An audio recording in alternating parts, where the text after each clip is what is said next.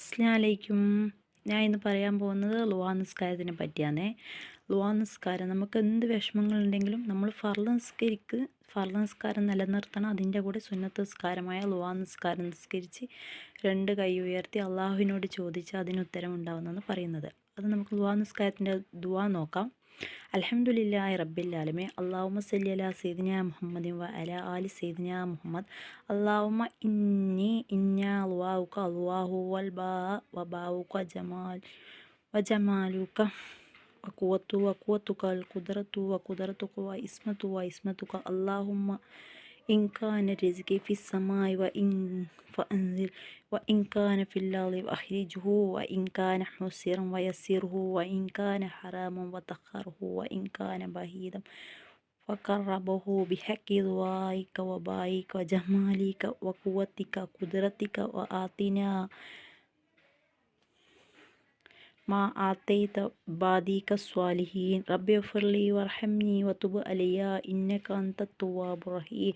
വസല്ലല്ലാഹു അലാ ഖൈരി ഖൽഖിഹി സയ്യിദിനാ മുഹമ്മദിൻ വ അലാ ആലി വസഹ്ബിഹി അജ്മഈൻ. അൽഹംദുലില്ലാഹി റബ്ബിൽ ആലമീൻ. അതിൻ്റെ അർത്ഥം നോക്കാം.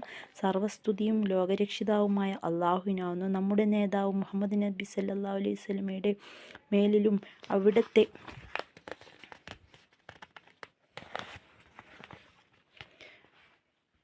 കുടുംബത്തിൻ്റെ മേലിലും അള്ളാഹുവേ നീ ഗുണം ചെയ്യണമേ. അള്ളാഹുവേ, നിശ്ചയപ്രകാരം നിൻ്റെ പ്രകാശവും നിൻ്റെ തിളക്കവും ഭംഗി നിൻ്റെ ഭംഗിയും നിൻ്റെ ശക്തി നിൻ്റെ കഴിവും